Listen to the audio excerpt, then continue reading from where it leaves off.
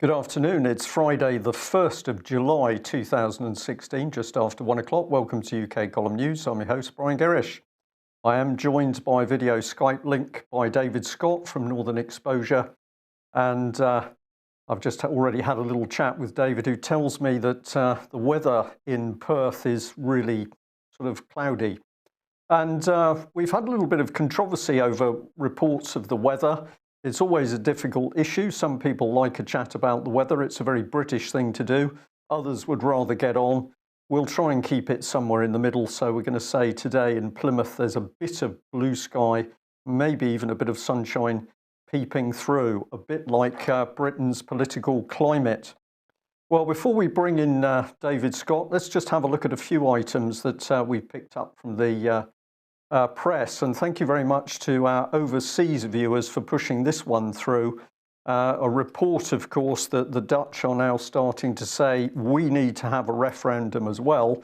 And the facts are that a majority of Dutch, according to polls, are saying they would vote in favour of leaving. So 54% of the Dutch in this survey of 27,000 people said that they would like a referendum. And then 48% would vote in favour of leaving. And that is actually a vote in favour of leaving because there were quite a few unknowns or people who wouldn't vote, which meant that the Remain vote would be down around 43%. However, the Prime Minister's having nothing of it. He said this would be very bad for Holland. So obviously, Holland at the moment has a properly European Union regime in power. They don't want any democracy.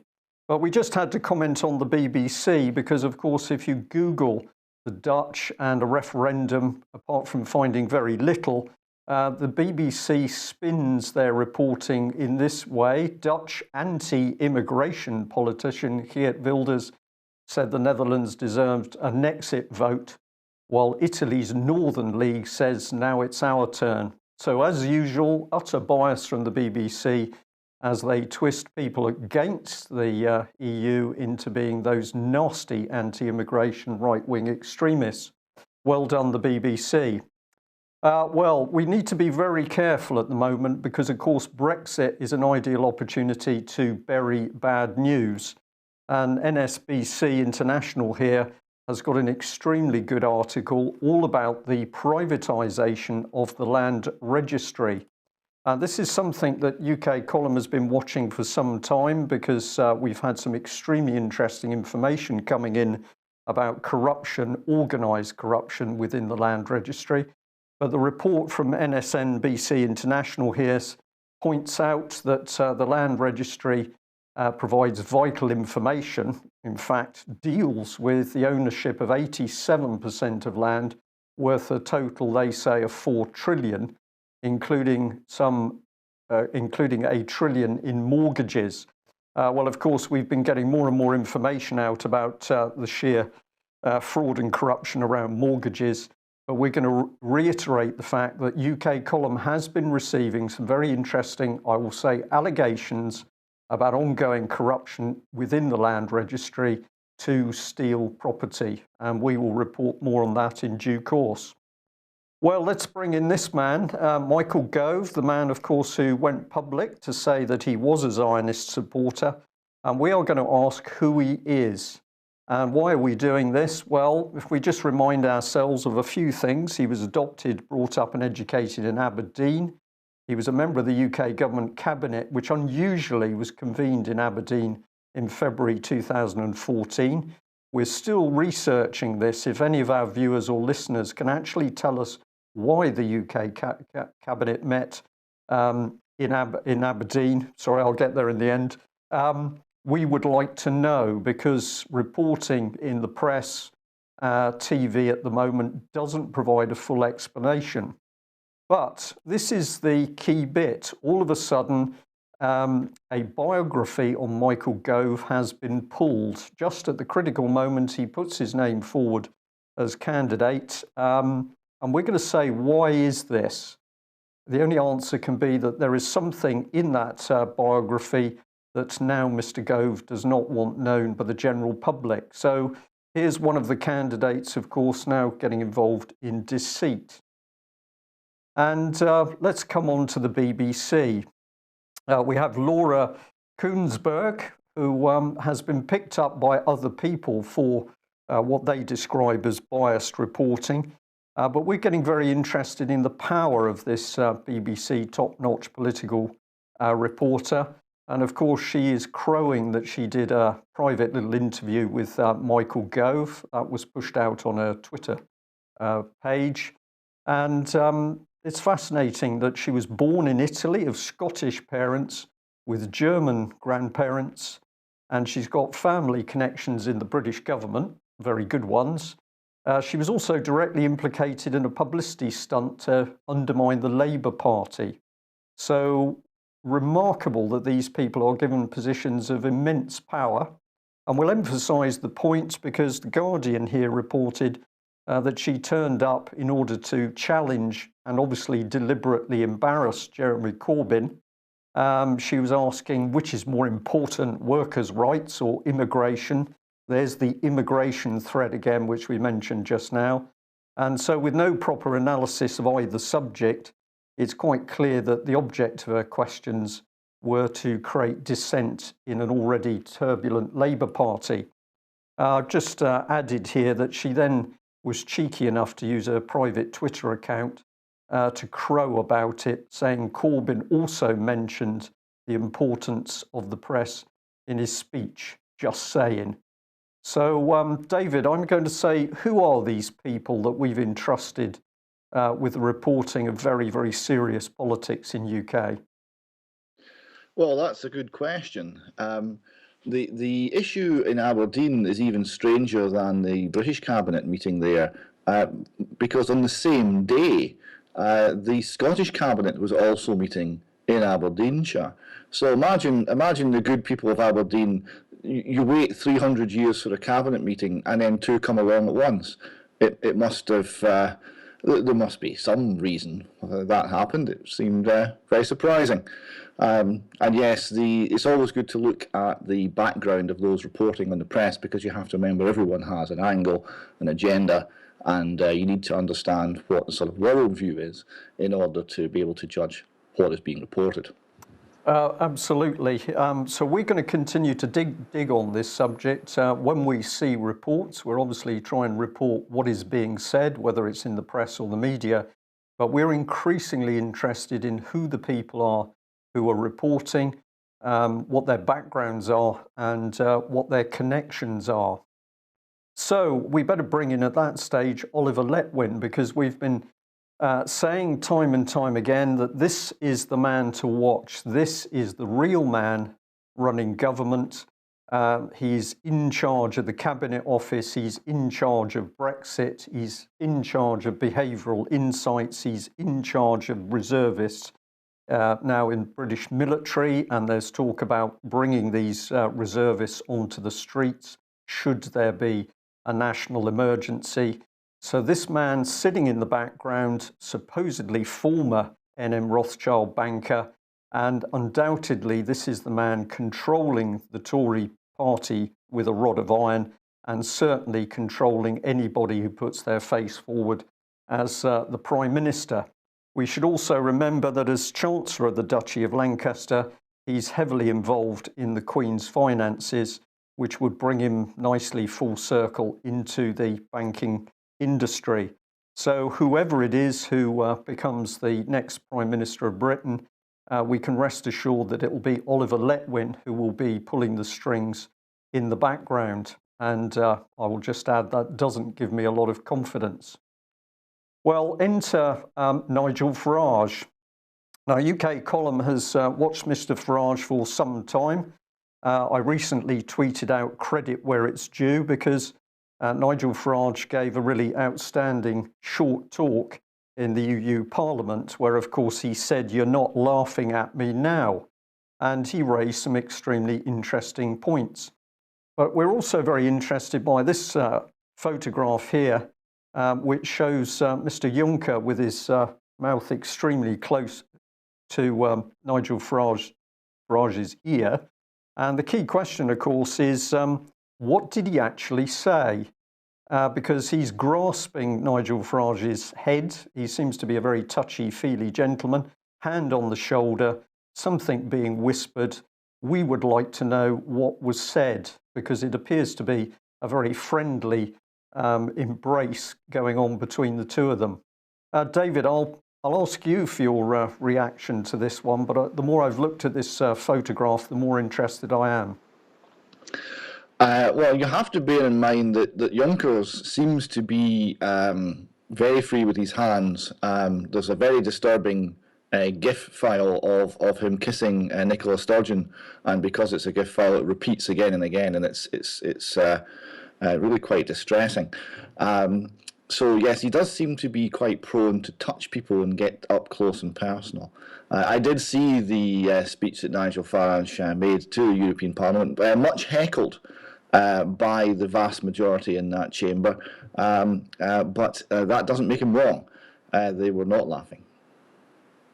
Okay, well, I was smiling slightly. Somebody in the chat room has said that Mr. Juncker whispered, "I love you," but I can not confirm nor deny that comment. So how are we going to deal with the European Union? Well, of course, Article 50 is being pushed forward at the moment as the solution. But this is a distraction. Where we should be focusing is on this, which is the 1972 European Communities Act. And whilst we are aware of the limitations of petitions, sometimes this process can be helpful. And a petition has been started to quite rightly repeal the 1972 European Communities Act, which would immediately take control of the whole situation.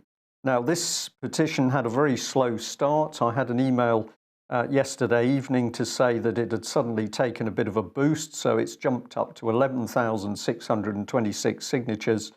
In fact, as a result of the Leave vote, this petition should certainly be up in the millions. If we could get the thing fully in front of the public, of course, we should be up at nearly 17 million signing this petition, because this is the weapon to really break the UK away from the European Union. And we'll just remind people to stay up to date with articles on the UK column, Brexit Taking the Broader View, written by David Scott. Over to you, David. Yes, this is an analysis of what's happening here, and looking at the waning of American power, and noting that the European Union was very much an American venture, every bit as much as it was a Central European one, and that this was an extension of American soft power, and its breakup is evidence that that power is very much on the wane. We have a country which is mired in debt, has huge military overstretch, is wretchedly led, and the soft power has gone, and that will be followed by the hard power. And as these major transitions happen, we tend to enter periods of crisis and difficulty. So that's my view as to one of the broader underlying motivating powers that's driving this situation forward, as well as the more obvious issues of UK sovereignty and the role of the EU in making our laws for us. Okay, thank you for that. Well, of course, there is no doubt that Scotland is having a very important part to play in all of the political manoeuvring around the EU. Money is at the back of everything, so take us through Contra Corner here.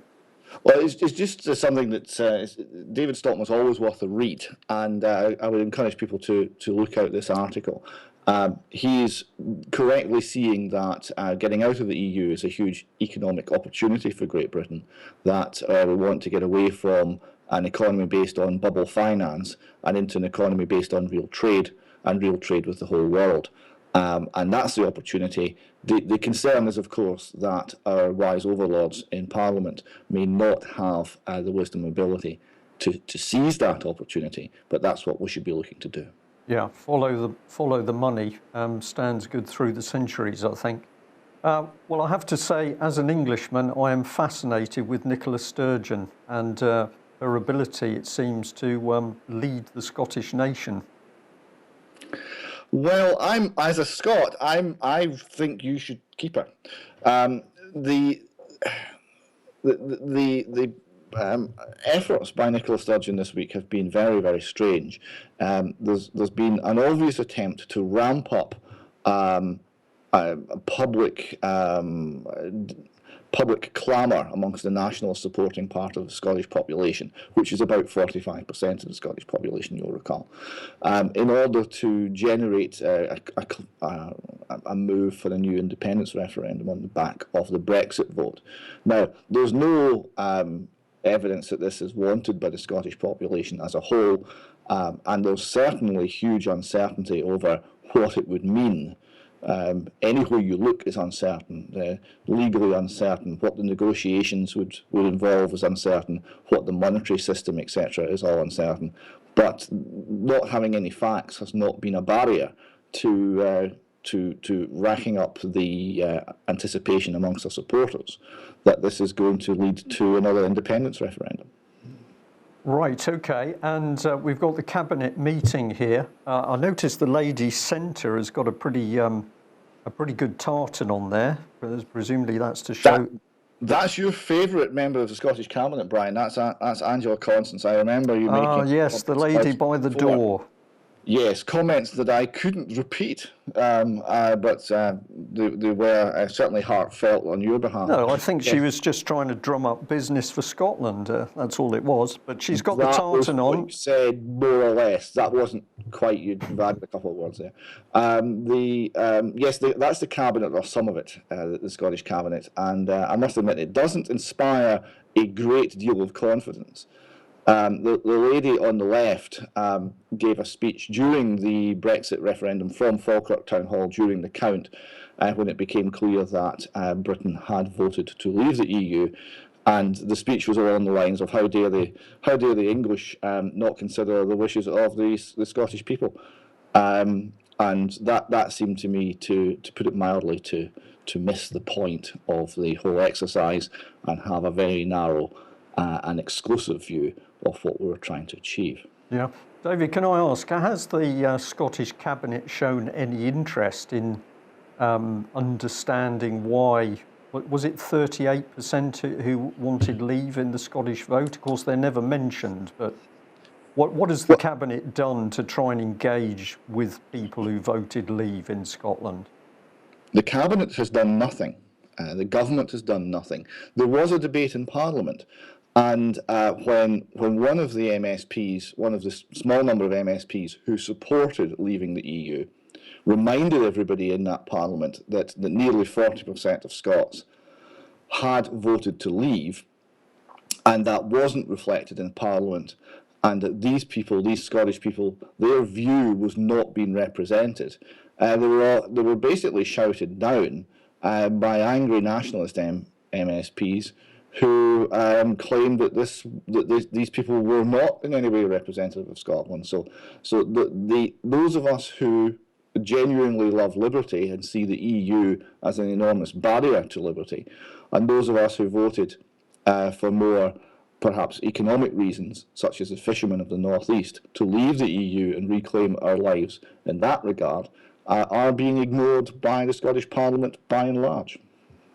And certainly we've got a similar situation, of course, south of the border. 17 million people don't exist as far as the government's concerned now.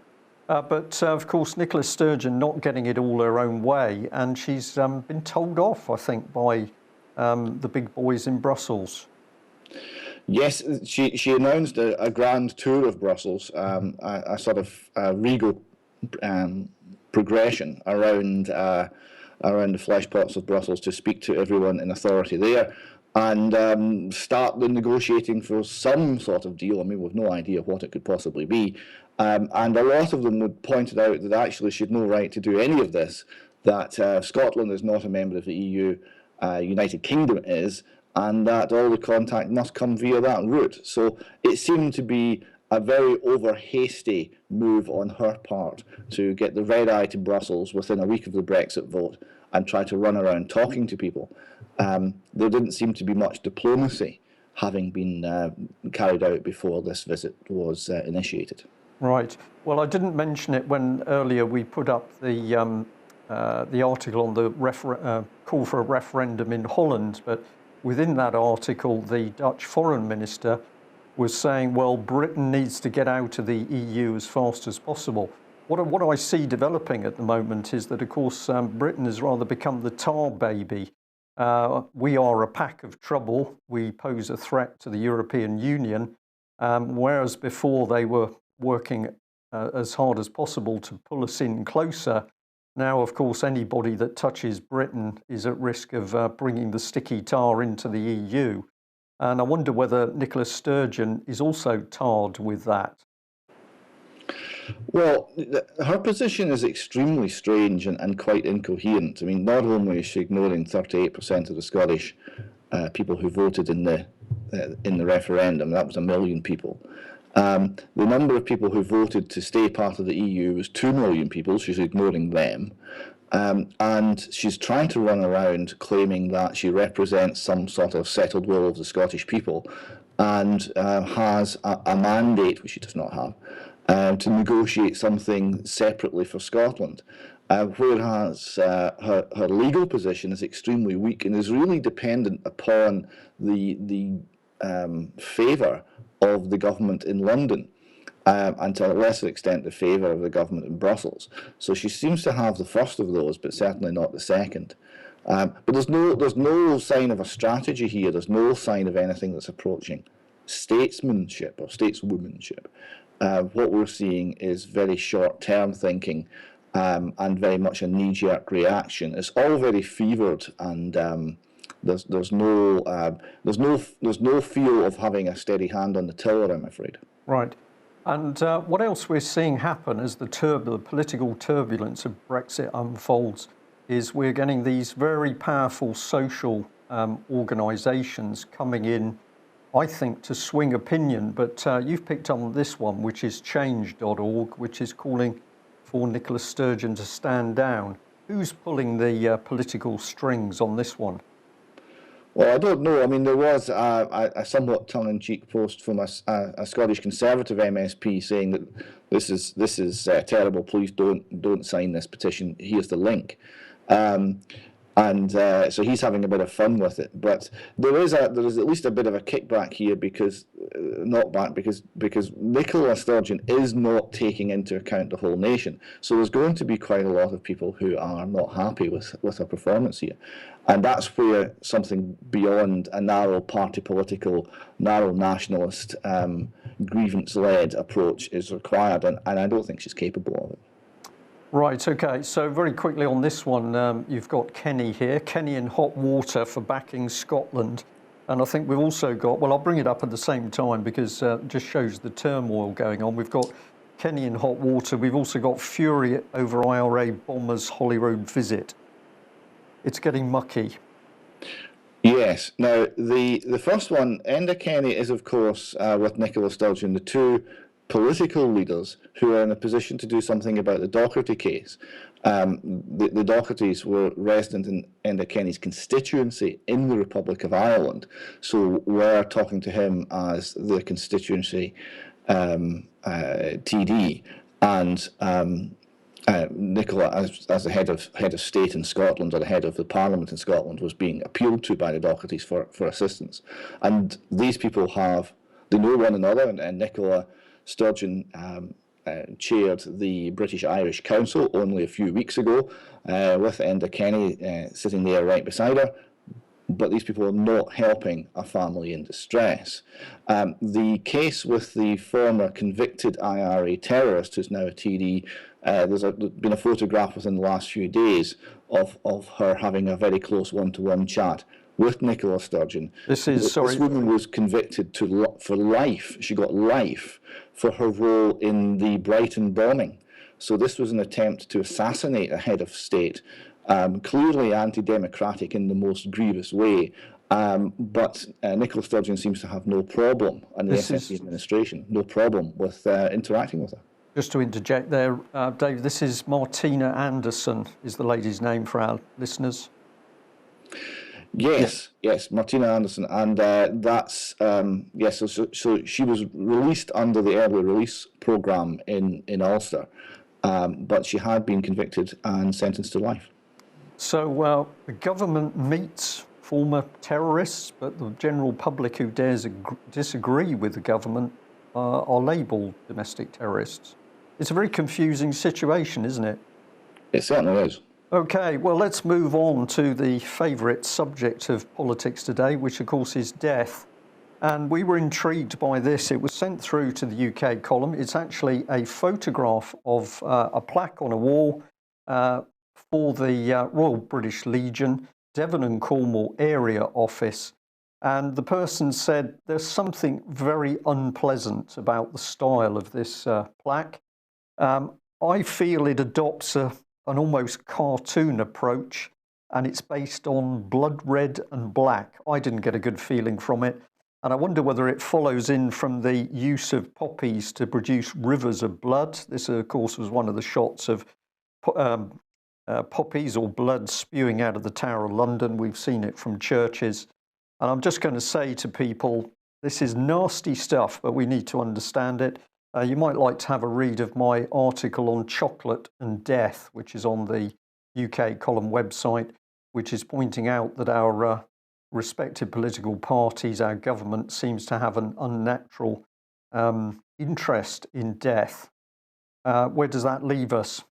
So the Rivers of the River of Blood installation continues its UK tour, and it's just been installed actually in Perth at Balhousie Castle, which is the regimental museum of the Black Watch Regiment. Right. Okay, well, from death we better go to ashes, and this is an ongoing and very extraordinary story in Scotland about the disappearance of the ashes of babies who've been cremated. But we can rest assured that the government has got this under control because, of course, Eilish Angelini has been investigating. Yes, a woman with a penchant for secrecy and asking the wrong questions at the right time has been put in charge of this investigation. She has produced a very large report, 420-page report, which is there. Yes, people who have a bit of time, who are willing to go and look at that. I think there's actually quite a lot that would come out of an analysis of that report. There's quite a lot of information in there. The background to this goes back to 2012. We had a journalist, Leslie Winton, who was a freelance journalist. She was engaged by a charity in Lothian to write a book about, it's a bereavement charity, so it was writing a book about dealing with bereavement. And her research threw up a very unusual situation that parents who'd lost children, young children, who had them cremated at the local privately owned crematorium, in fact, 2 privately owned crematoria in the area, would get their babies' ashes. But parents who went to the government-run crematorium, which was called Morton Hall, they would not. They were told that no ashes were available because you didn't get ashes from cremating a very young infant. So that started the process of investigating what exactly was happening here, and this threw up what has been a scandal that's affected most of the government-owned crematoria in Scotland, and has been going on for years. Right.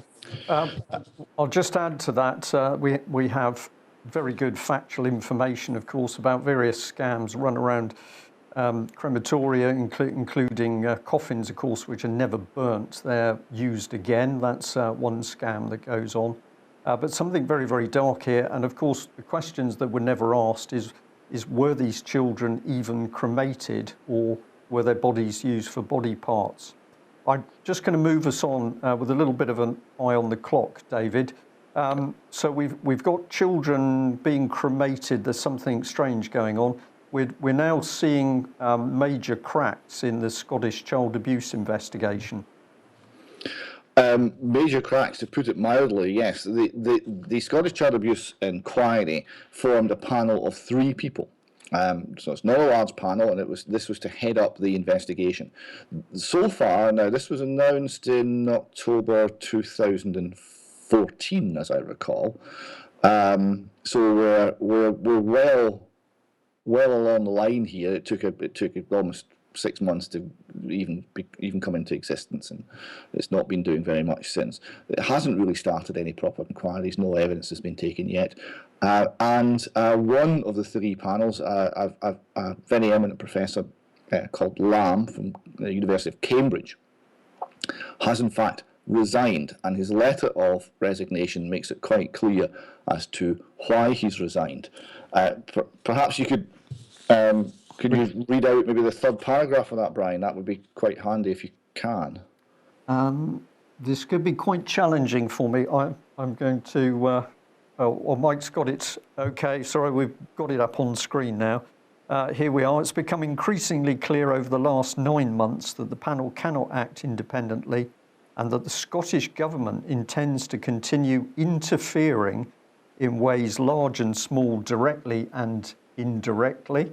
And he goes on to say repeated threats to the inquiry's independence have undermined the panel's freedom to address the terms of reference and have doomed the inquiry before the first witness has been heard.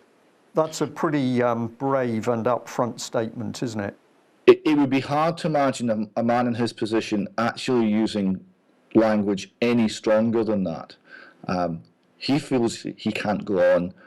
He's pointed very directly at the Scottish Government as the primary cause of this.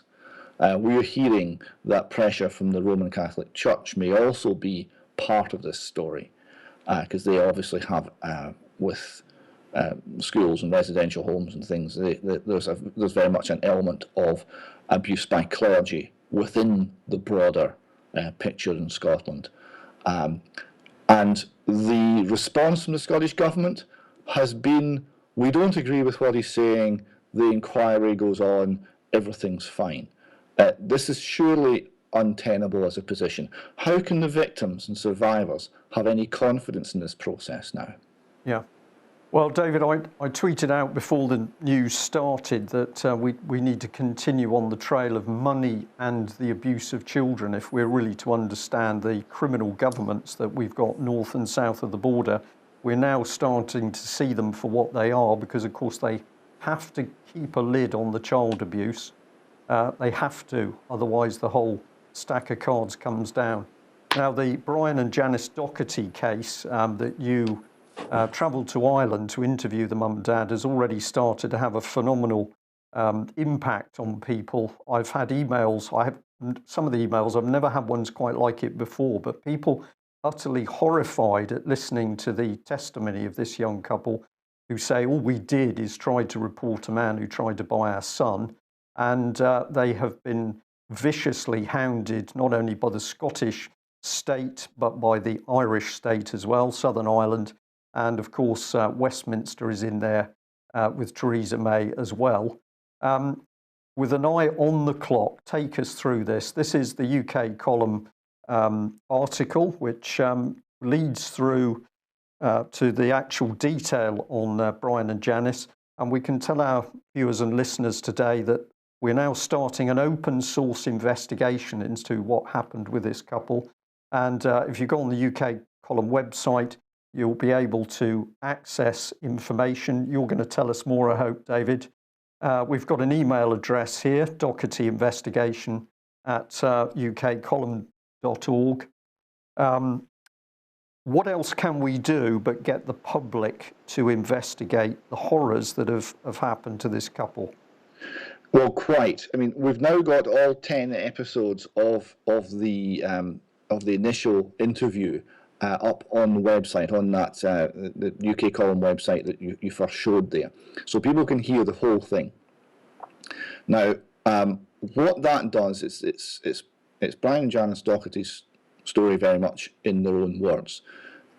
It names names, it's got times, it's got places, it's got events, it's got a huge amount. It's over 5 hours of audio. There's a vast amount of information. So what we need to do to start asking questions and to explore what has actually happened here. Is we need people to work together, and that's why we want to run an open source investigation here. Brian and Janice Doherty themselves have been trying to fight this alone for 2 years. It's not enough. Even Ian's asking questions morning, noon and night, they're not getting anywhere. And we need more support and more people on this than any organisation such as the UK Column can provide within its own bounds. So that's why it should be an open source. So people who are concerned, people who listen to these tapes and think, well, I've got a question about that. Why did that government department act in that way? Please start asking questions. Send the questions in to that email address. Send the answers in to the email address. We'll collate what comes in and we'll broadcast it on the news. Okay, and we just add to that we are going to be ruthless in refusing material, anything that has been initiated by people using abusive language, being in any way threatening or intimidating.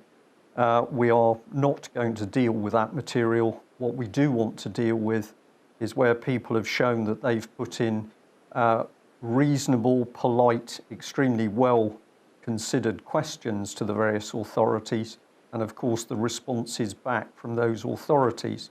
We also have to deal in evidence. It's no good people producing hearsay or theories on what's taking place. What will make this open source investigation work is the fact that everybody is dealing in factual evidence which has been obtained by lawful means using a polite and reasonable approach. Now, David, you recently called the police to emailed the police to ask a couple of questions. Just take us through this and the response to give people an indication as to what they can expect. Yes, so this went to the press department at Aberdeen Police. Now, what we discovered was the name of the individual that the Dohertys allege was the paedophile who offered them £25,000 for access to their son was the same name as a former police officer operating at the very same police station that the Dohertys reported this crime to. He was then subsequently in CID at the next nearest police station, Peterhead, and then subsequent to that, he seems to have left the force. This seemed a very strange coincidence because it's a small area, there's not that many people there, and the name was the same. And we managed to identify a man on social media who was tweeting out a fair amount of information about police matters, investigations and such like. And was also in contact with a young girl, and the young girl was incredibly, bizarrely, but accurately shown in the electoral roll as living in the very cottage that the Dohertys vacated. So our question to Police Scotland was, the man that was alleged to have been made this approach by the Doherty family, is he the same man as this person who was a former police officer in the area, in Fraserburgh? So that's what we asked. And the response we got back was, shall we say, brief. It says, I have tried to call you, but there is no substance to the claims below. Now, that struck me as a strange response, as of course I hadn't made any claims. I'd simply asked, was the person reported by Brian Doherty the same person as a former police officer? So I hadn't made any claims, I'd simply asked a question.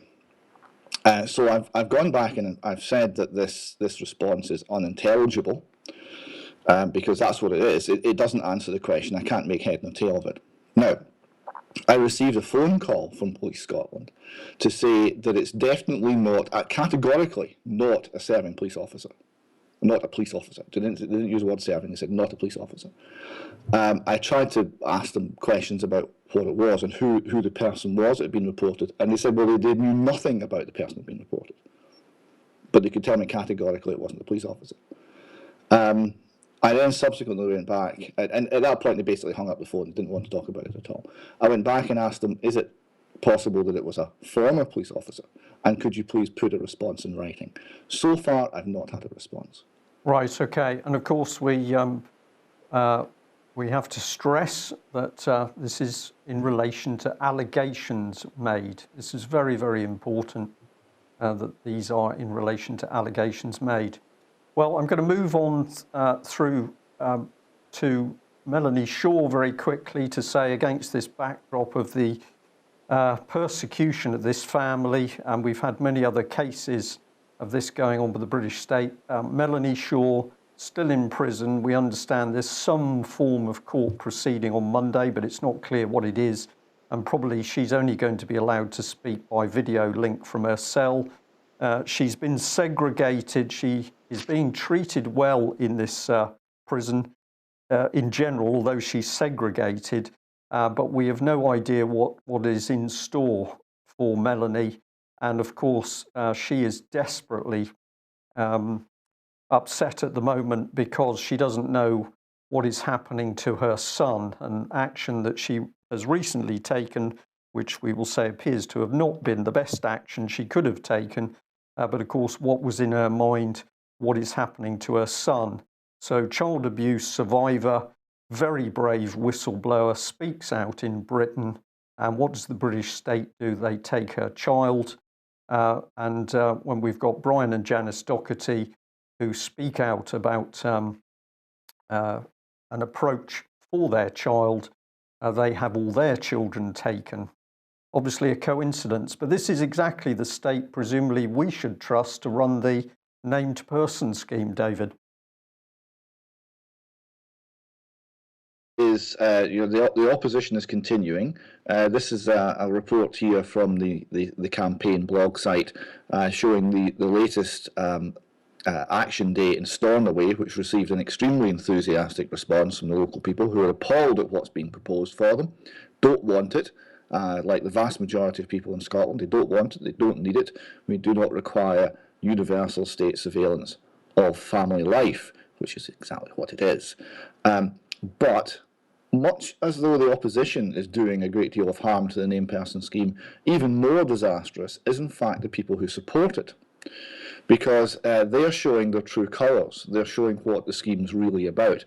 This next item here is an article by Colin Turbett. Now, he's a former social worker, and he's defending named person. He's saying we need a huge increase in resources to make this work. But that it will indeed work, and it will be fine. Because this is all part of the radical agenda, and by radical he means, of course, communism. And he cites a communist leader, a Russian Bolshevik feminist called Alexandra Kollontai, beg your pardon. Now, she argued that the state had to take over the upbringing of children. And he was quoting this woman in support of the named person scheme. Let me give you a quick quote from what this feminist Bolshevik said in the 1920s. She said, "In Soviet Russia, the commissars of public education and social welfare are already doing much to assist the family. We already have homes for very small babies, creches, kindergartens, children's colonies and homes, hospitals and health resorts for sick children, restaurants, free lunches at school, and free distribution of textbooks, warm clothing and shoes to school children. All this goes to show that the responsibility for the child is passing from the family to the collective." And what we're seeing in Scotland is entirely consistent with that approach. It is communism, it's communitarianism, and it is the destruction of the family and the destruction of the individual. And the state is proving that when they can get their hands on children, of course, they're not to be trusted. This is pretty creepy. We've got a dentist here recruited into the army of SNP's state snoopers. I get a picture. We had taxi drivers, and it seems only reasonable that if the taxi driver's spying on you, that as a dentist looks down your throat, that they're taking notes for the government as well. And so it would seem. Wasn't it Marathon Man with the dentist incident? I may have the wrong film, but No, you've got the right film. yeah. It's yes, that didn't do a great deal for the dentistry profession, I suspect, but perhaps it's more appropriate now than before.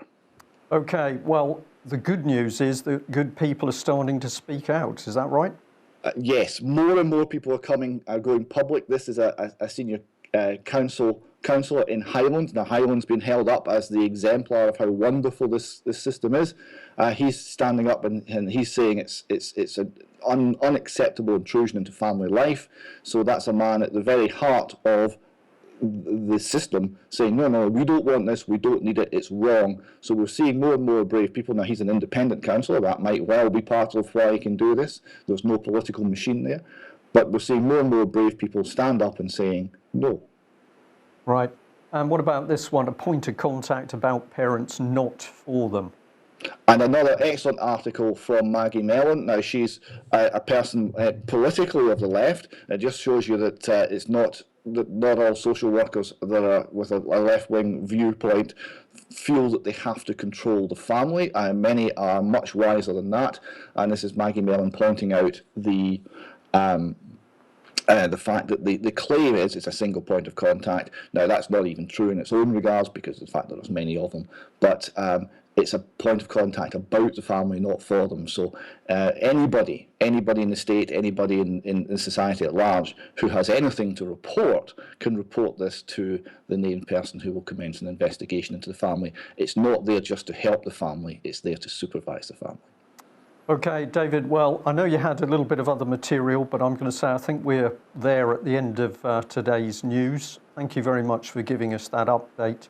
And you've said to us several times that you think the situation north of the border is a sort of little look for the future for those of us who are south of the border. It seems to me... We are the testing ground, Brian. We are the testing ground. Yes. You are the testing ground. Okay, thank you very much for taking us through that. Well, I'll end on the note of Brian and Janice Doherty. As David mentioned, all of the 10 interview segments are now up. If you go onto the UK Column website, you can call those up and listen to them. And if you listen to all 10, and I'm sure once you start, you will listen to those 10, we now know what the situation is within Britain and how the state is covering up for the abuse of children. Therefore, we can trust these politicians on absolutely nothing they say, whether it's to do with money, the economy, jobs, or Europe. This is an extremely serious situation. How do we deal with it? Well, let's start by bringing together those 17 million people who had enough common sense to work out that the European Union was dangerous. And let's get these people working in a professional and peaceful way to expose the criminals that we now have running our countries. That brings us to the end of today's UK Column News. Thank you very much for all those people who've been supporting us with subscriptions and donations. If you haven't yet joined us with a subscription or made a donation, please would you consider doing so, because we can only do what we do with your help. Thanks very much for joining us. We'll be back same time on Monday. Bye-bye.